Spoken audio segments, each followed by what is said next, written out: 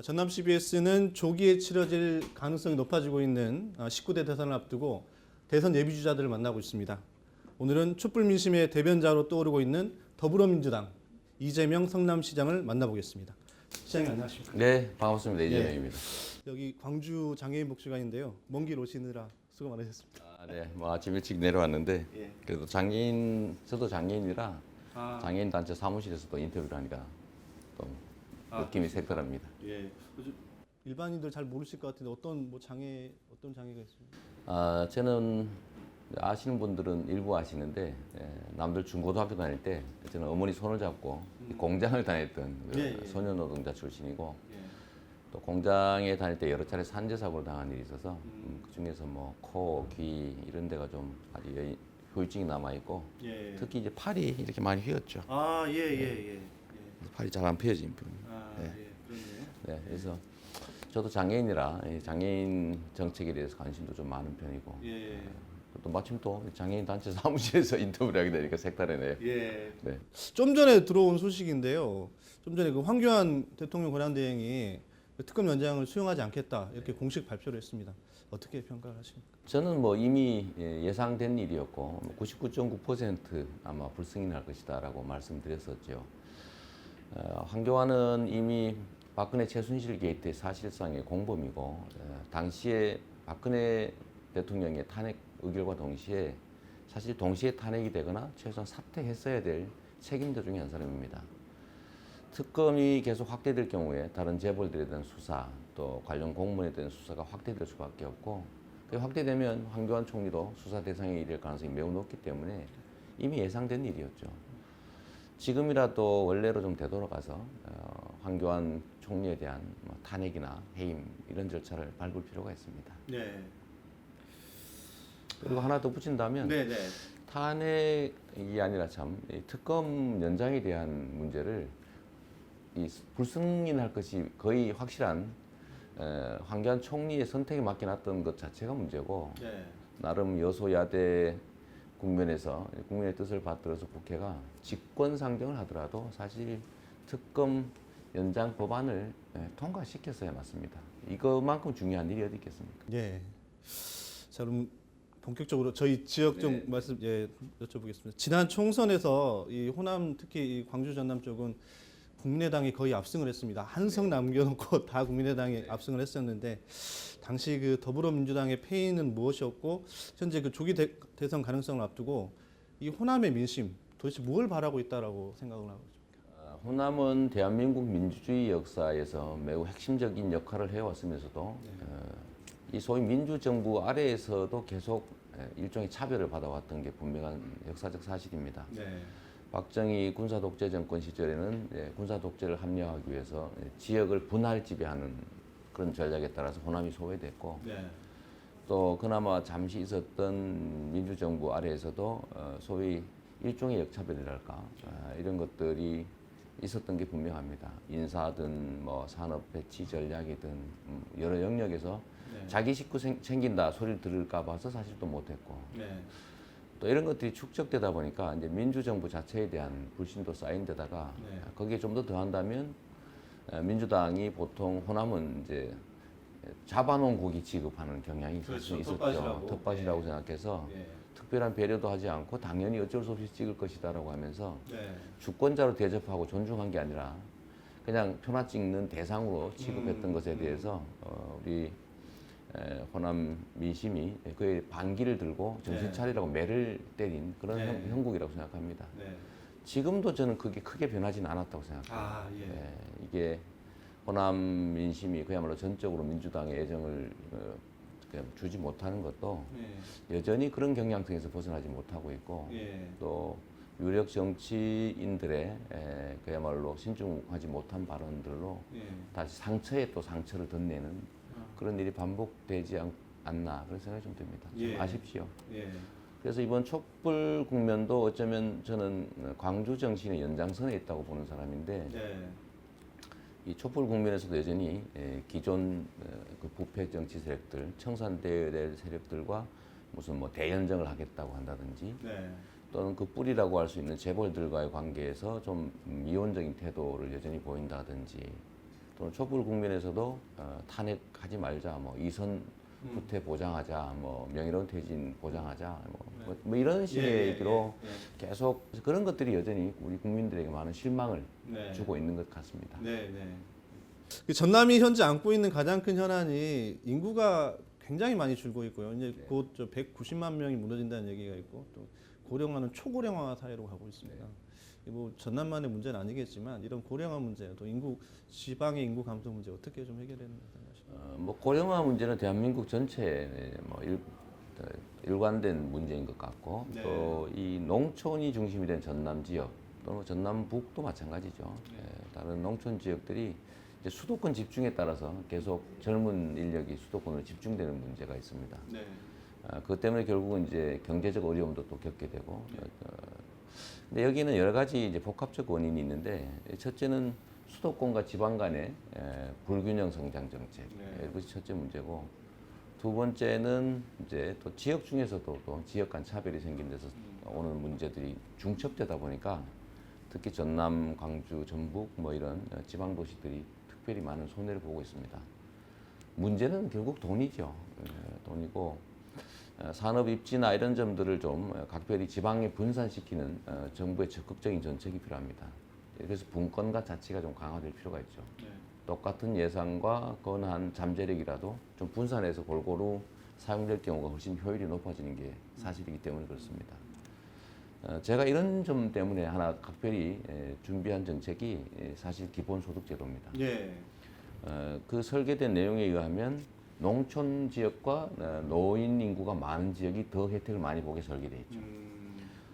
연간 현재 상태로는 28조 원 정도를 정부 예산에서 투자해서 장애인, 농어, 축민, 농축, 어민, 뭐 임업인까지, 그리고 노인 65세 이상, 또 청년 29세 이하 전원, 여기에 연간 100만 원씩의 기본소득을 지급하되 이 기본소득을 현금이 아니라 해당 지역에서만 쓸 수 있는 지역화폐로 지급할 거기 때문에 해당 지역에 엄청난 규모의 상품권처럼 전통장 상품권처럼 이런 것이 그렇죠. 자영업자들에게 쓸 수밖에 없는 상품권으로 지급하는 거죠.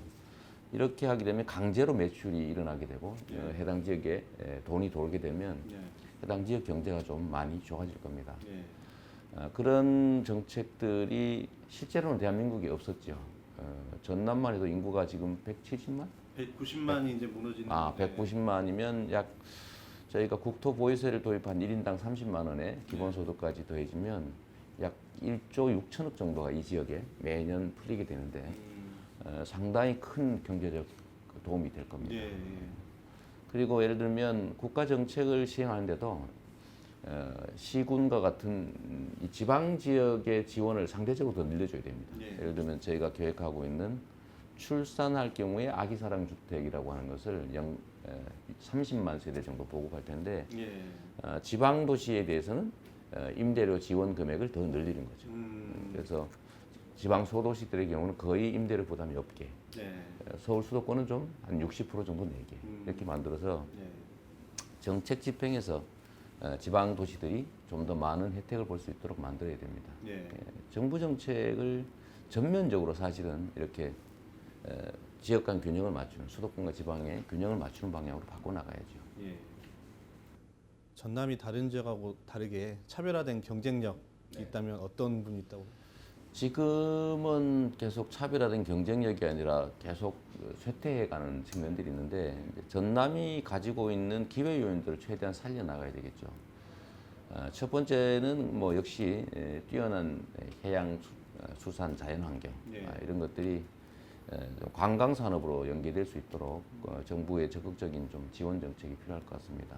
뭐 순천만 이런 데는 상당히 꽤 성공한 측면이 있는 것 같아요. 그런 것들을 좀 최대한 살려나가고 여기가 중국의 동쪽 해안 개발과 이게 좀 연관돼 있어서 소위 대중국 전진기지 역할을 좀 할 수 있도록 좀 예를 들면 기반사 시설 확대라든지 하는 지원들이 좀 있으면 좋겠고 특히 이 신재생 에너지와 관련된 산업들이 초보적으로나마 자리 잡고 있는데 예를 들어 풍력이든 뭐 조력 발전, 태양광 이런 것들이 상대적 우위에 좀 있는 것 같습니다.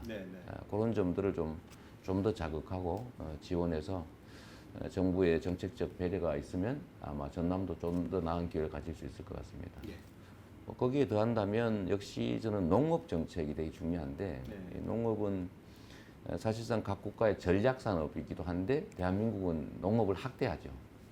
특히 수출 대기업들의 시장 확대 정책 때문에 상대적으로 상당히 많은 피해를 받는데도 아무런 보존 대책이 없이 그냥 방치하고 있기 때문에 농업에 대한 지원 정책이 좀 강화될 필요가 있습니다. 그래서 저희가 기본소득을 책정할 때 농어민들을 우선적 대상으로 삼은 것도 농촌 지역, 농업이 대한민국의 전략 산업의 일부이기 때문이죠. 기본소득 같은 경우에는 지금 그 농어촌 지역이나 아니면 고령 소외계층을 더 이렇게 중점적으로 많이 주는 쪽으로 방향을 잡고 계시는 건가요? 그러니까 장애인, 농어민, 노인, 청년 이하, 어린이 네. 이렇게만 잡아놨으니까요. 우리나라의 대체적으로 소외 계층 또 소외 세대들이 해당이 됩니다. 시장님 대표적인 그 시책 중에 하나가 또 청년 그 뭡니까? 배당. 네, 배당이지 않습니까?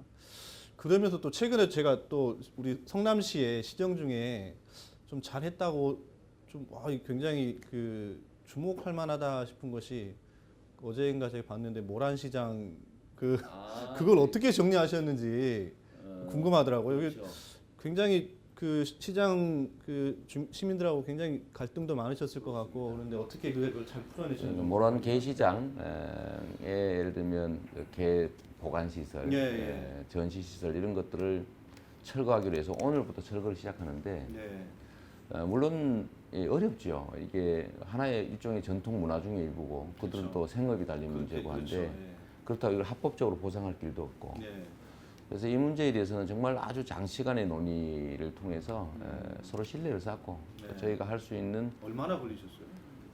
제가 취임한 후부터 시작했으니까 몇 년이 걸린 거죠. 끊임없이 대화하고 노력하고 압박하기도 하고 근데 큰 합의를 이뤄내서 모란장의 이미지도 개선하고 또 그들에게도 대체할 수 있는 뭔가 대안들을 우리가 같이 행정적으로 마련해 나가기로 약속하고 또 제가 놀라운 것은 그런 요구들에 우리 생업이 걸린 상인들께서 시를 믿고 저를 믿고 거기에 따라준다는 것도 대단히 감사하게 생각하고 있습니다.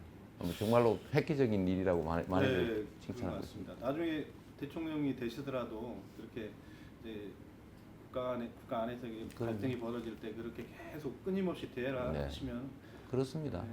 저는 국가 안에 특별히 손해 보는 계층은 그거로 인해서 이익을 보는 다수가 그걸 보전해 줘야 된다는 생각을 명확하게 갖고 있고 또 소수의 사람들이 자신의 주장들을 관철해내기 위해서 단체 행동을 하거나 집단적 의사표현을 하는 것은 그들의 권리라고 보기 때문에 그걸 제압할 게 아니고 그들에게 필요한 것이 뭔지 또 그들에게 보완해 줄 수 있는 게 뭔지를 끊임없이 듣고 이해하고 대화하면 사실은 길은 다 찾아집니다. 약간 좀 옆으로 빠지긴 하지만 어떻게 그분들한테 보완의 방법을 좀 보상의 방법을 하셨습니까? 재정적으로는 직접적으로 법상 근거가 없어서 어렵긴 한데 이전을 지원한다든지 또 저희가 모란장을 옆으로 이동하기 때문에 거기와 관계돼서 또 새로운 제안들도 좀 내고 현행법 테두리 내에서 할 수 있는 최대치를 찾아봤습니다. 아 그래요?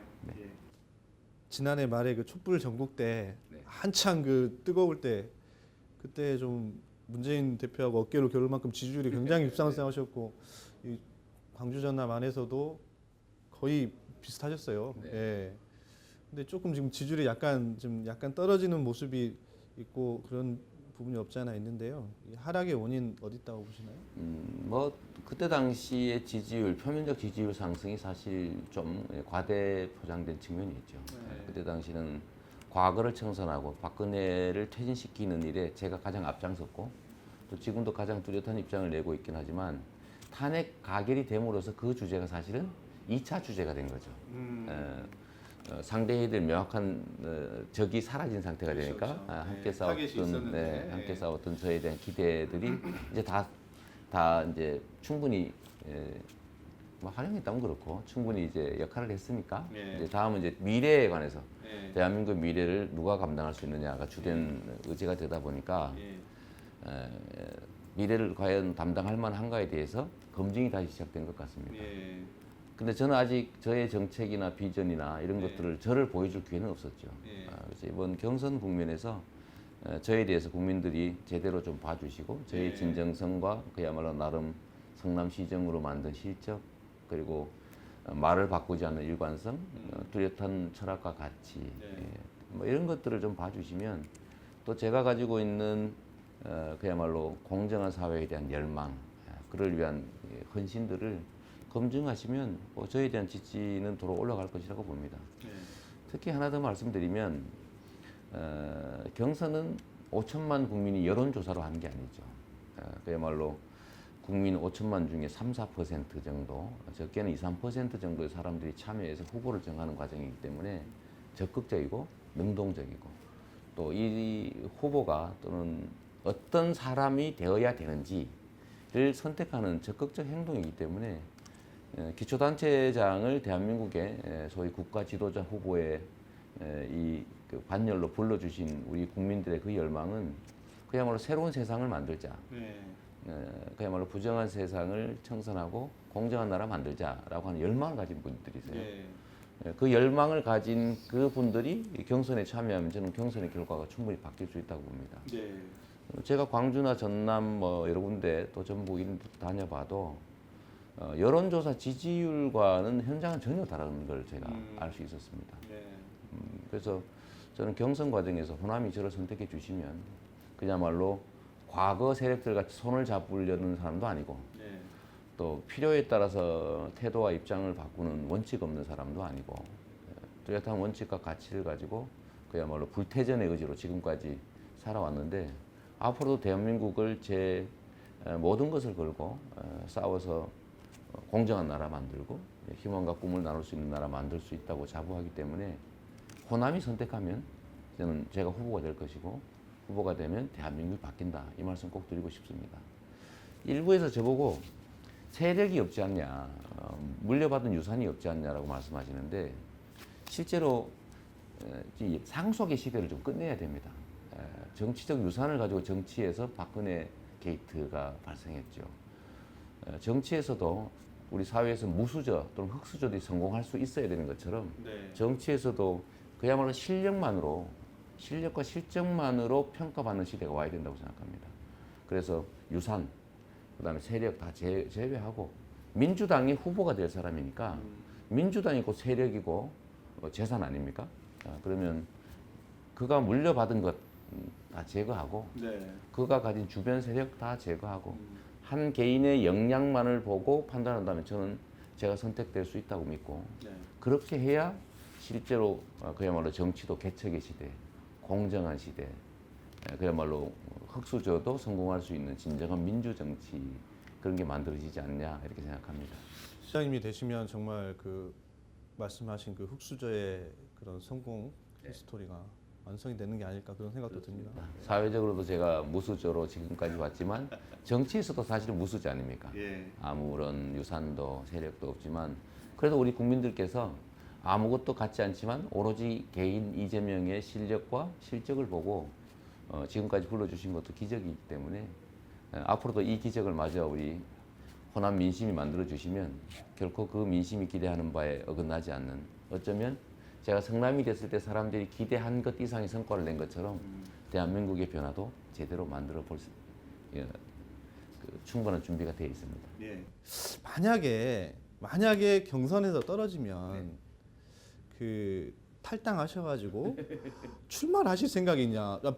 저 시장님 팬이라 그러면서 꼭 물어봐달라고 그 시장님 좋아하시는 분들이 다들 궁금해하신대요. 일단은 현행법상 경선에 참여한 후에는 출마가 금지되어 있습니다. 탈당해도 금지죠. 이게 이인제법이라고 만들어져 있어서 불가능하고 또 저는 뭐 민주당의 식구이기 때문에 저는 정치색을 바꿔가면서까지 뭐 예를 들면 당적을 바꿔가면서까지 특정 자리를 노릴 생각은 없습니다.